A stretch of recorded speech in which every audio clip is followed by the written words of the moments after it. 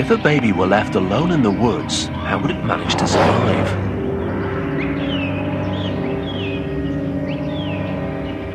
We humans come into the world completely helpless. We know little more than how to breathe and how to cry. Animals, on the other hand, stagger to their feet within minutes of birth and begin to take on the world.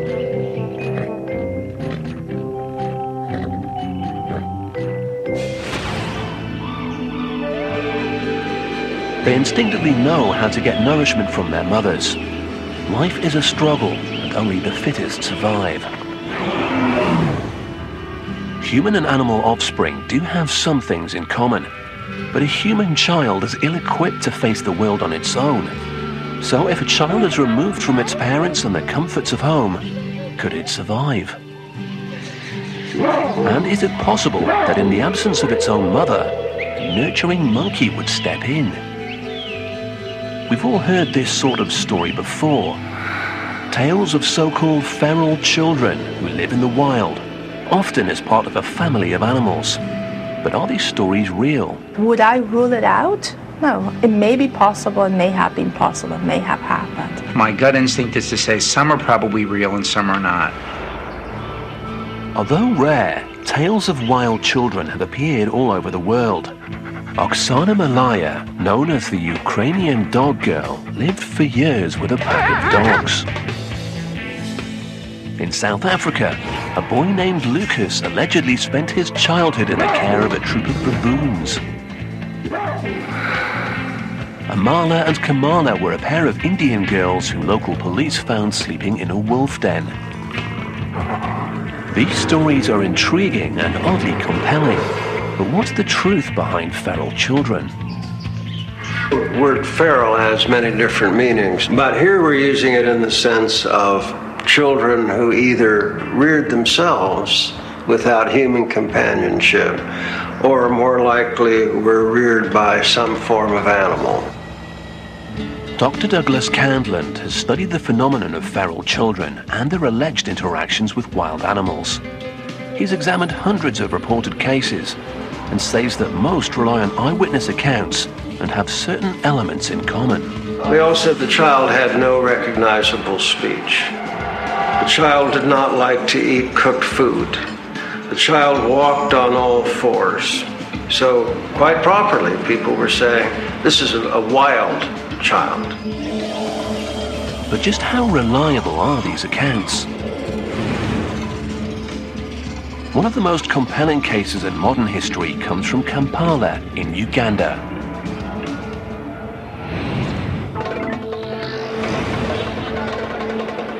Kampala is home to over 1 million people who, like most city dwellers, face a sometimes difficult commute to work. But one wrong turn on these dusty roads can lead to some of the world's thickest jungle. 2 hours south of Kampala, on the edge of Africa's untamed forests, lies Bombo Village. It was here, in 1991, that a remarkable story emerged.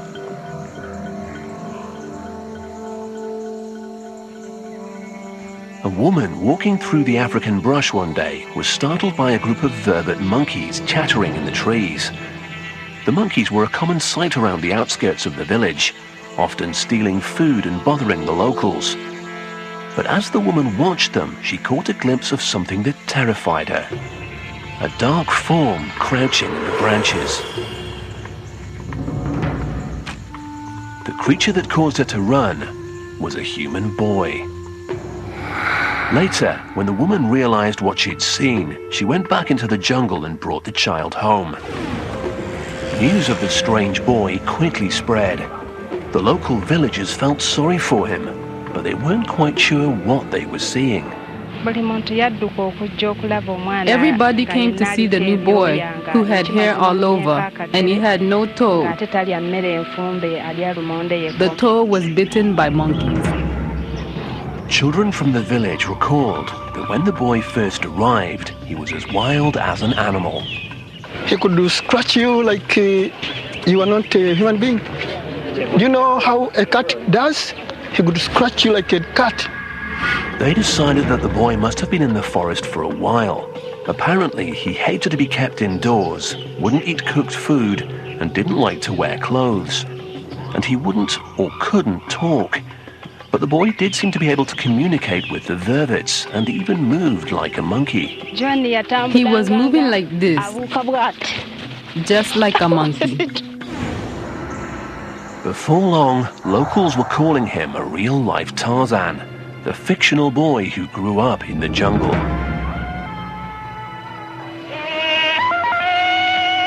Whoa! Whoa! We were wondering, what kind of guy is this? It was really amazing to see such a guy making noise of an animal. So who was this mysterious wild child? Local authorities eventually identified him as John Sabunya, a 4-year-old that had gone missing from a nearby village a year earlier.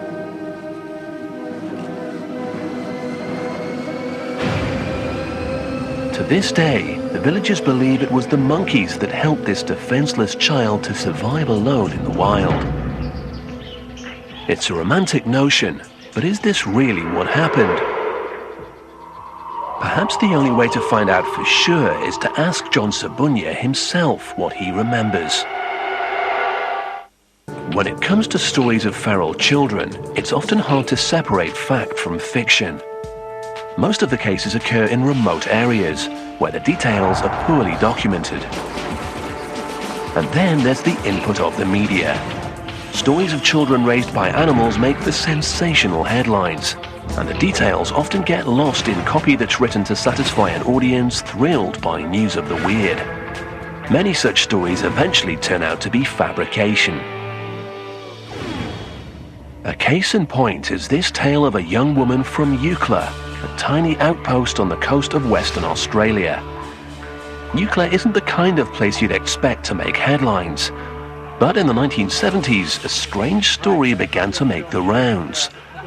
A couple of hunters claimed they'd spotted a half-naked young woman running with a pack of kangaroos. She was blonde, not too tall, medium size, but nice developed. The rumor quickly spread, and curious sightseers began to flock to Eucla in search of the kangaroo girl. A busload of tourists did get a glimpse of her, and eventually a photographer caught her on film. The locals nicknamed her the Nullarbor Nymph, and the media had a field day. But the story turned out to be a hoax. The brainchild of 4 drinking buddies who thought the tiny town of Eucla and its population of 50 could use a little publicity. We had a chance to introduce our secluded place to the whole world. Then kangaroo skins. Then as the tour buses came into town, the boys would cue the kangaroo girl. And then Denise ran across the roads. All in all, a harmless bit of deception.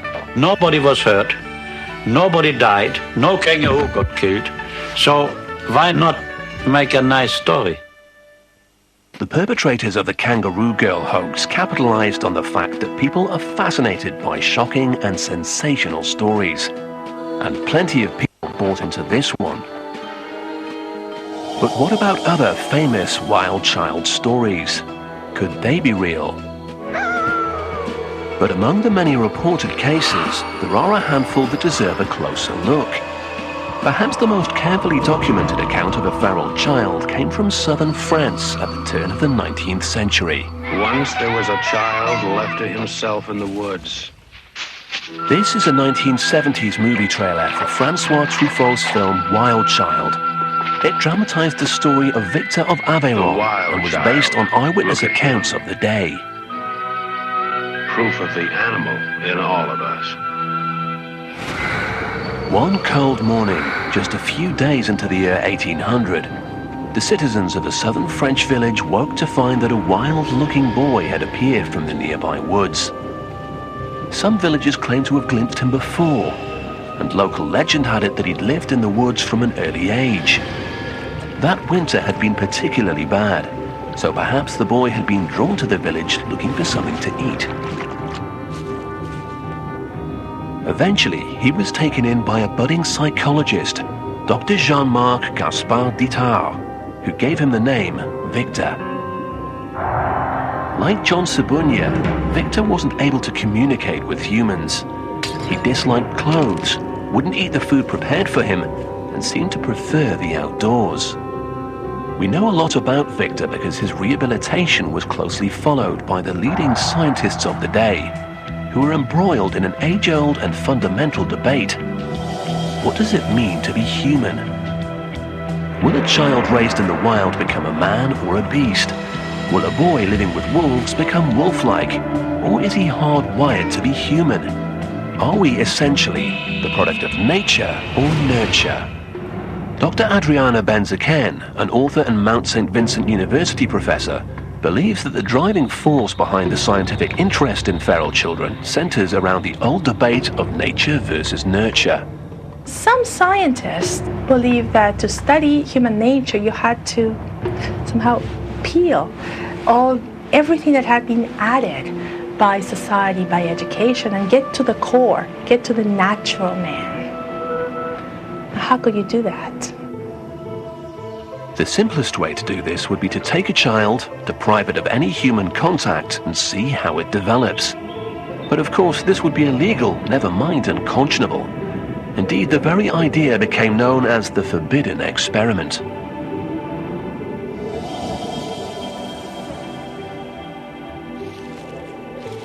But then, scientists realized that there was another option: cases of feral children.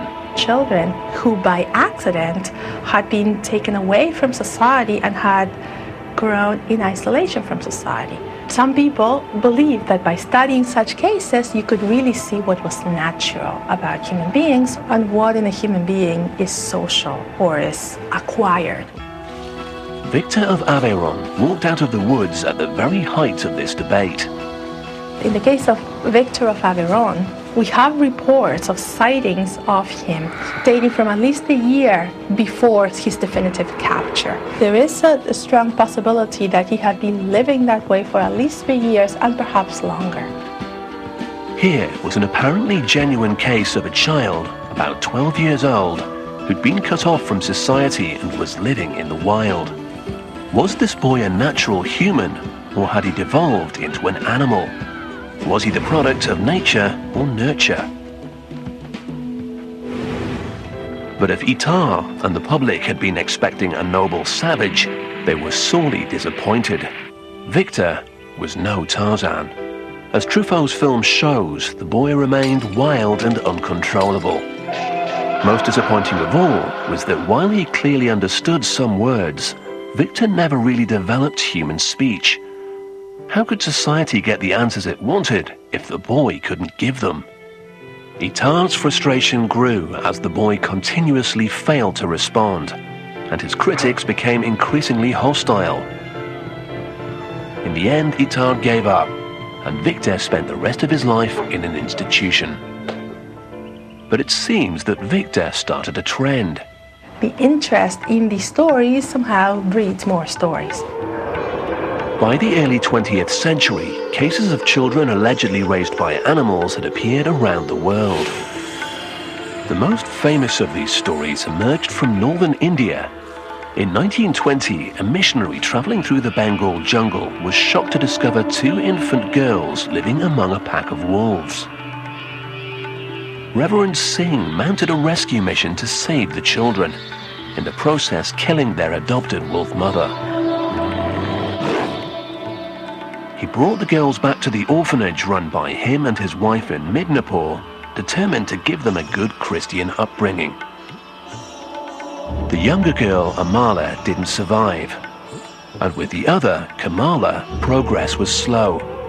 Singh kept a journal which describes what you might expect from a child raised by wolves. She couldn't talk, walked on all fours, ate raw meat, and scratched at the door to be let out. It took years, but eventually Reverend Singh and his wife claimed to have taught Kamala to behave as a human. The scientific community learned of Kamala's case in the late 1920s when the story hit the British news.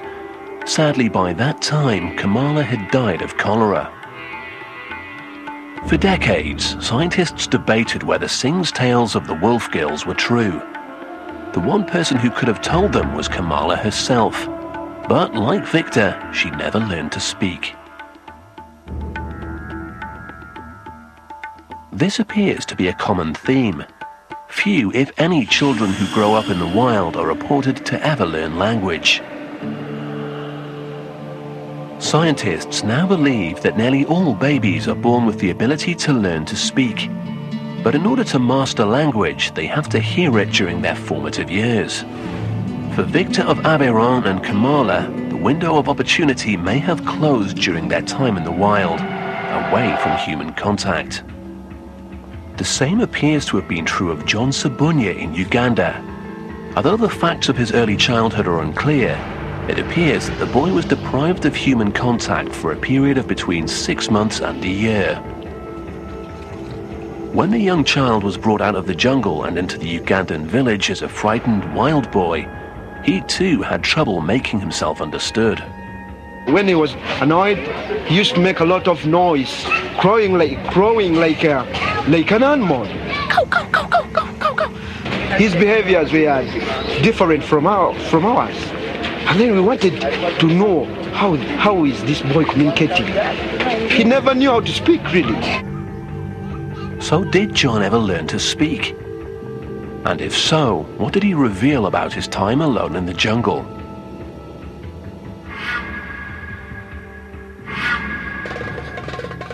No one seemed to know exactly how long John Sabunya lived in the Ugandan wilderness before he was rescued. But what is clear is that during that time, and isolated from all human contact, he apparently lost the ability to communicate with people. Shortly after John was rescued by the village woman, he was taken to an orphanage run by a Ugandan couple, Molly and Paul Waswa, who at any given time had up to 1,000 children in their care. But Molly admits that John was different from all the other children. She recalls the villagers' first impressions of him. People were surrounding him, he looked like some people wanted to have a look at him and laughing at him and thinking that he's a monkey boy. They told him he's half human and half animal. At first, Molly found the idea of keeping John in her household shocking. I said, oh my God. I told my husband, why have you brought such a person? I mean, I said, this thing will snatch our baby and run away with it. But Molly's husband, Paul, saw something special in John. He was convincing everyone in the home that this boy will become somebody. It didn't take long for him to convince Molly. I came back to my senses. I said, I must look after him like my own. Molly tried to track down the boy's family. There were a number of stories circulating around the village about his parents, and eventually Molly gathered enough information to piece together John's story.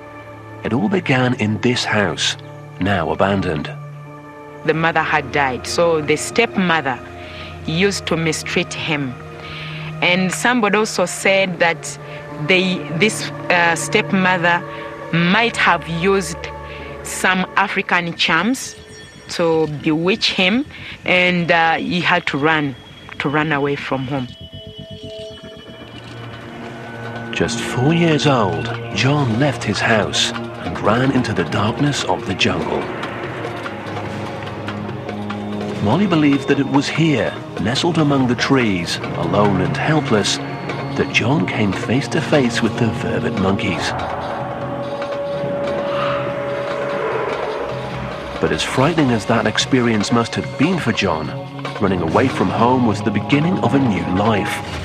12 years later, John Sabunya is living happily with his new family. Now 17 years old, he still lives at the orphanage.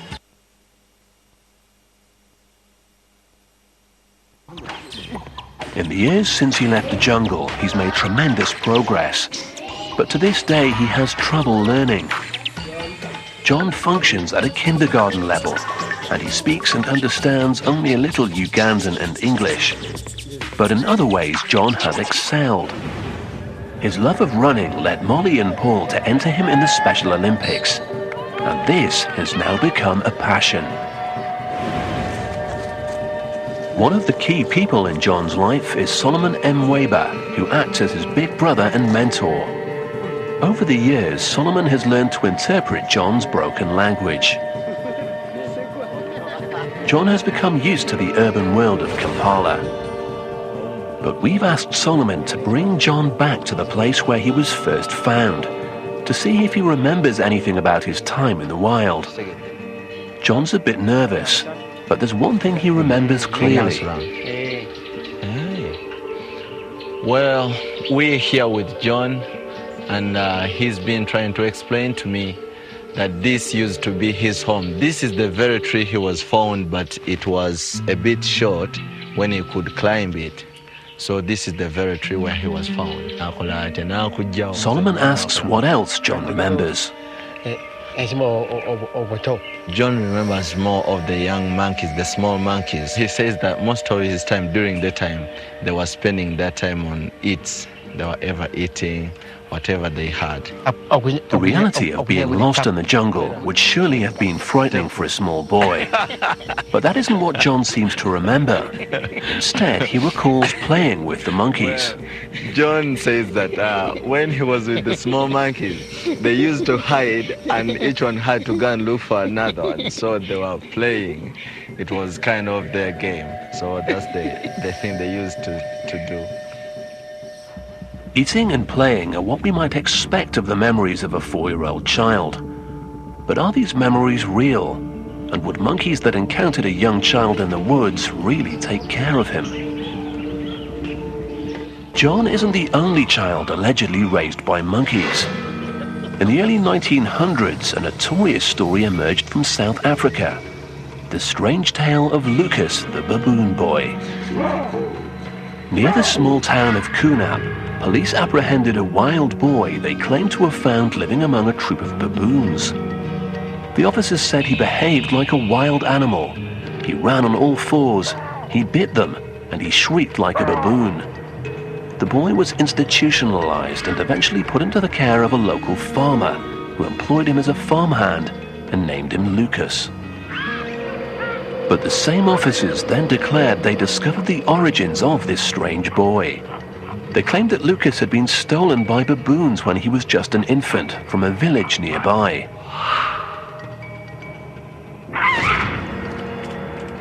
The case caused a sensation in the international media, and scientists were skeptical but intrigued.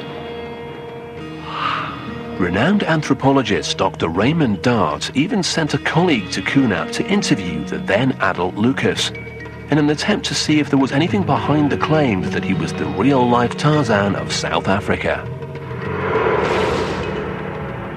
The idea of baboons raising a human infant sounds pretty far-fetched to 21st century experts, not least because we now know that baboons can be fearsome predators and their troops enforce a strict social order.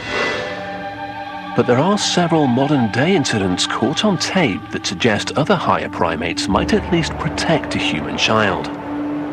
In 1996, a 3-year-old boy fell into the gorilla pen at the Brookfield Zoo in Chicago. Keepers tried to drive the gorillas back from the unconscious child. The crowd watched in horror as they saw Binti, the dominant female of the group, pick him up. But instead of harming him, Binti protected the boy, holding him in her arms until human help arrived. The images are compelling, but holding an unconscious child isn't the same as caring for another species. Dr. Stephen Sumi from the National Institute of Child and Human Development in Maryland studies the biobehavioral development of another primate species, the rhesus monkey, and he thinks the idea of cross-species nurturing is a theoretical possibility. We know that rhesus monkeys will form relationships with other animals, dogs, wild cats, horses, so it's possible, I would think, in theory, for these monkeys to form relationships with people over the long term as well. Dr. Sumi has observed a distinct pattern of response from the monkeys when it comes to human contact. The monkeys that we study here know all of the caretakers, they know the veterinarians, they know the individuals who collect data. They make decisions regarding the gender of the human they're interacting with, so they're more cautious around adult males than they are around adult females. And they make great differences in terms of the age of the humans that they're interacting with. And most interesting is the reaction of the monkeys to children. When my staff members bring their young children to watch the monkeys over the weekend, the monkeys go crazy, the adult males go through rituals as if to try to entice these little kids to join their group, whereas they wouldn't give adult humans any bit of their time or energy. But Ugandan expert Peter Appel is highly skeptical that any primate would nurture a human child in the wild. He thinks the zoo incident is an aberration. From what I know about animal behavior, that is a very unique case, because their innate instinct would be to attack or kill this infant. Peter Appel is a veterinarian and Ugandan wildlife specialist. He works with a variety of primates, including vervet monkeys, the species that supposedly cared for John. And Appel has a slightly less romantic explanation as to how John survived with the monkeys. Vervets are by nature a trash species. They collect much more than they could eat. So probably what happened in this instance is that John survived on the leftover food that the vervets must have been collecting and couldn't finish. John would probably pick what was left over of that. This shifts the interpretation of the relationship between John and the monkeys. It was perhaps not the vervets that cared for John, but John who used them to survive. And as Peter explains, there's a clear difference between tolerance and caretaking. To be nurtured means that you will be fully accepted into the structure of the society. John being human, it's very unlikely that he was nurtured. He could have been accepted or even just tolerated. Nurturing is not possible. But what led the 4-year-old boy to the monkeys in the first place? Was it human survival instincts, a need for food, or was he in search of physical contact? Part of the allure of the wild child myth is the bond that occurs between human and animal. This is what makes these stories so compelling. But would a child deprived of human contact actually substitute an animal for a parent? Several recent cases seem to suggest they would. In the early 1990s, a story emerged from the Ukraine of a young girl living on a rundown farm. Her name was Oksana Malaya, and she was apparently raised by dogs. According to this Russian television report, Oksana was just 3 years old when her alcoholic parents first left her outside with the dogs. For 5 years, she slept in a kennel and lived as a dog, running on all fours, barking and eating with her canine companions. To observers, it seemed as though the young girl had turned to the dogs for affection when her abusive parents failed her. And Dr. Charles Nelson III, a professor of pediatrics at Harvard Medical School, believes they could be right. It may be that we humans are genetically programmed to seek affection, or at the very least, a stable relationship with another living thing. The question of whether we're hardwired to seek affection is a very interesting one, and the answer seems to be yes. In the case of Oksana, if this little girl was just left with dogs, she's going to form a relationship with those dogs. If we have this biological imperative to form a relationship, if your only option is a dog, you'll form a relationship with the dog. This biological imperative may well be a human survival mechanism. Although we're totally dependent at birth, we're genetically programmed to ask for help, because engaging a caregiver means we're likely to get the things we need to survive, like food and warmth. So it's possible that in the absence of a parent, a feral child might interact with an animal in the same way. John Sabunya sought the company of monkeys and in return got enough food to survive. And Oksana Malaya looked to a pack of dogs for comfort, and they provided warmth. Oksana was finally rescued at the age of 13 and placed in a foster home. But what effect does this kind of extreme experience have on a child? Modern science has discovered that a young child's brain is highly impressionable. The developing brain cells are primed and ready to be sculpted into crucial neurological centers. One bundle of cells will become the language center, while others will govern the senses, emotions, and personality. The sculptor is the youngster's environment, everything they see, hear, and experience. When you see a parent interacting with a child, not only are you seeing a happy baby, but you're seeing this sculpting process at work, hardwiring healthy neurons to build a biologically balanced brain. One of the things we know about brain development is that the brain depends critically on experiences. For it to grow and develop normally, it assumes that the environment is going to support it, presenting all kinds of experiences to the child. If those experiences are absent or abnormal, then you assume that the wiring of the brain has become abnormal or miswired. From the age of 3, Oksana was exposed to predominantly canine experiences, and as a result, she learned to act and respond like a dog. And John Sabunya apparently lost the critical learning and speech ability during his time in the jungle. That sensitive period, those first 3 to 5 years, are really an essential point in development for the brain to get wired correctly. If the brain has been miswired early on, it's like having a bad foundation to a house. Clearly, these experiences had devastating effects on the children and on their development. But despite the appalling treatment she received from her parents, Oksana appears to have adjusted to her new environment. This 2001 interview on Russian television demonstrates that she's learned to speak. What makes you most happy? I like to run around like a dog, to bark and howl. Why? It is my nature. Scientists now understand that a child's brain has a remarkable ability to adapt and even rewire, depending on the length and severity of the experience and the age at which it took place. So what about John? As part of his work on feral children, Dr. Douglas Candland has followed John Sabunya's progress for years. He's now returned to Uganda to re-interview John as a 17-year-old, to see what, if anything, he can remember about his time with the vervet monkeys. Good to see you. It has been a long time. Candland first met John about 6 years ago, when he was still a young boy and had difficulty communicating. He's delighted to see that John has lost his inhibitions and even become an entertainer. But as a scientist, Dr. Candland still has questions about John's story. People's first question is this a true story?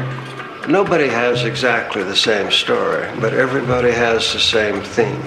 The recurring theme, based on the memories of a 4-year-old, is that John ran away from home and was adopted by the monkeys. Candland wants to examine John's story from the perspective of an animal behaviorist to ascertain exactly how John interacted with the vervets. He's asked John, with Solomon at his side, to piece together what he remembers. When you lived in the forest, you said there were many animals there. Were there large animals as well as small animals? He said that there were big monkeys and small monkeys. There were also snakes and antelope and some other animals. Can you show me the monkeys that you saw there?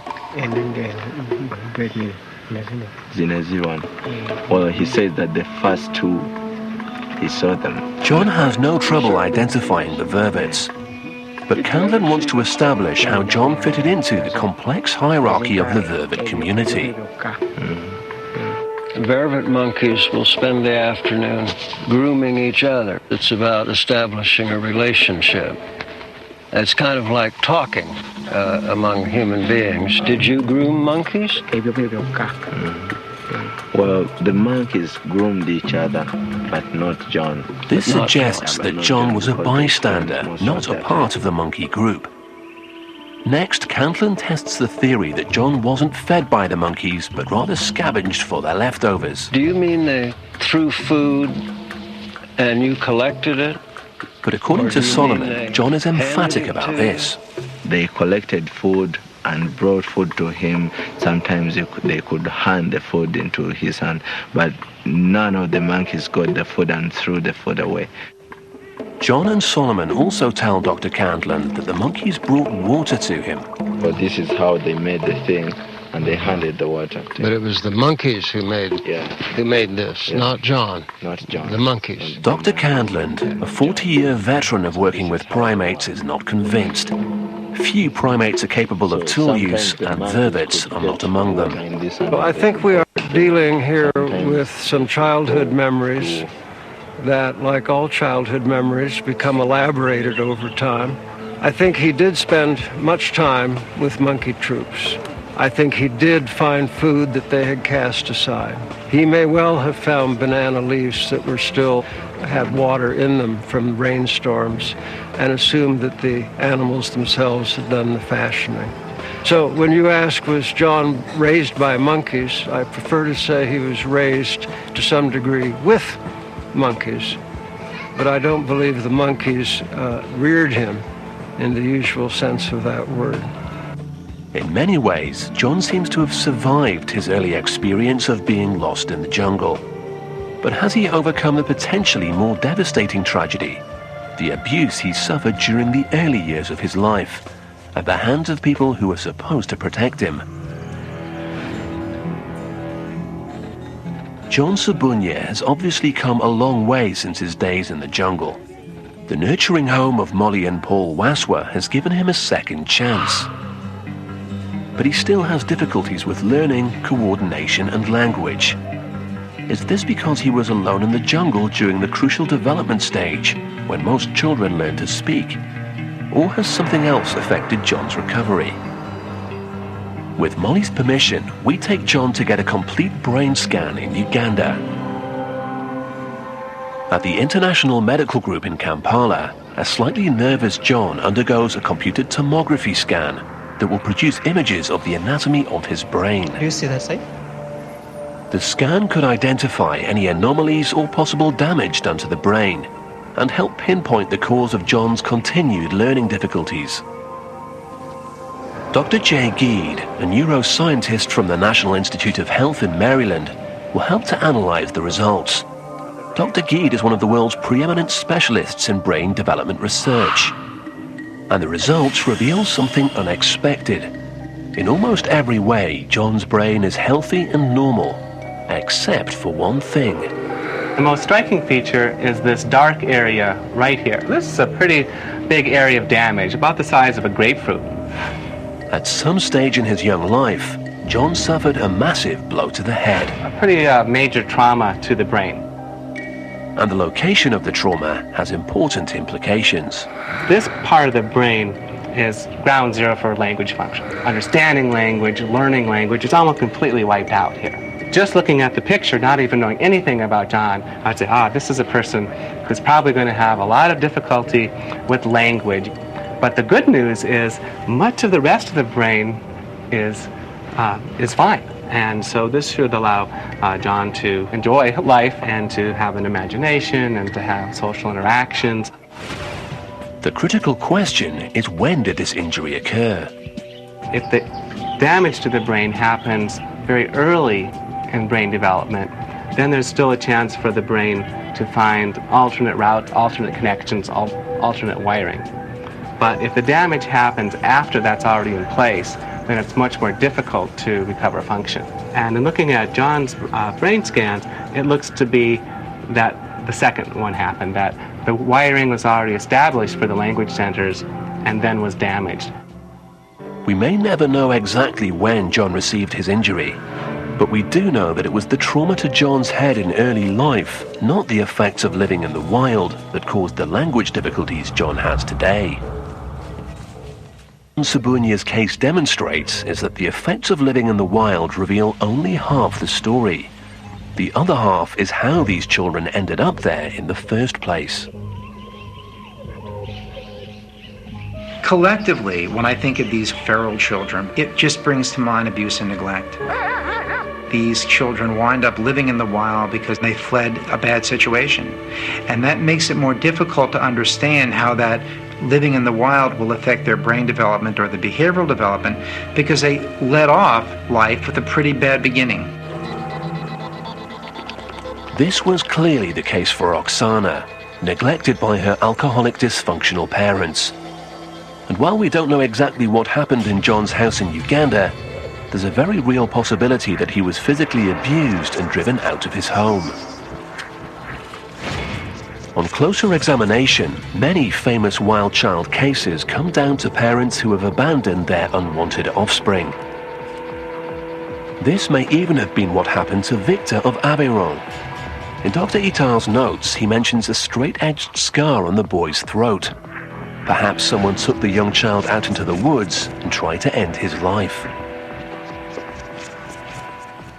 Historically, it was not uncommon for parents to abandon children born with mental or physical disabilities.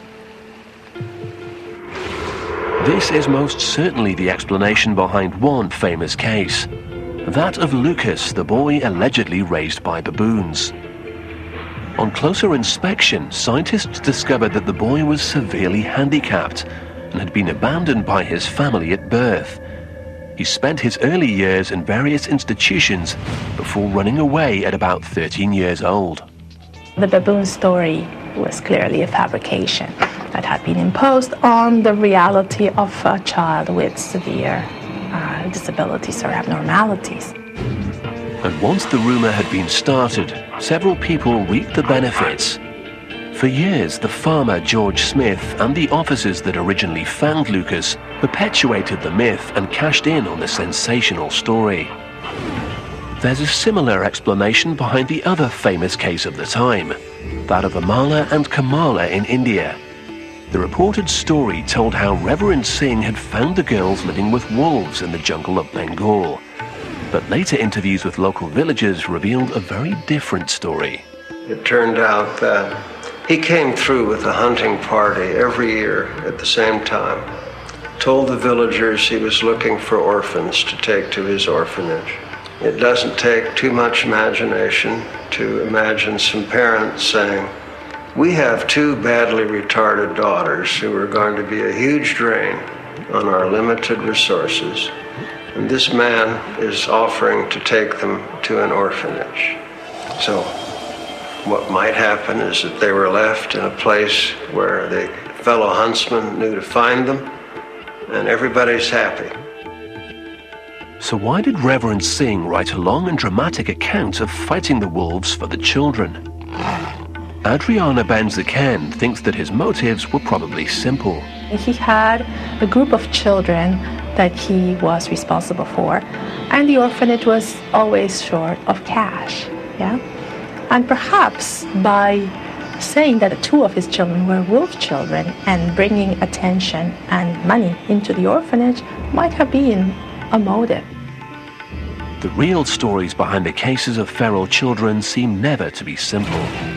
Some are pure hoaxes, such as the Kangaroo Girl story created as a publicity stunt, and others are tragic cases of abused or disabled children turned into sensational stories by the media, or misused by an overzealous scientific community looking for answers. Claiming that a child is a wild child is never innocent. Usually there is an investment in that, there is an interest. Either you want to study that child, or you want to exploit that child to somehow bring attention to your cause.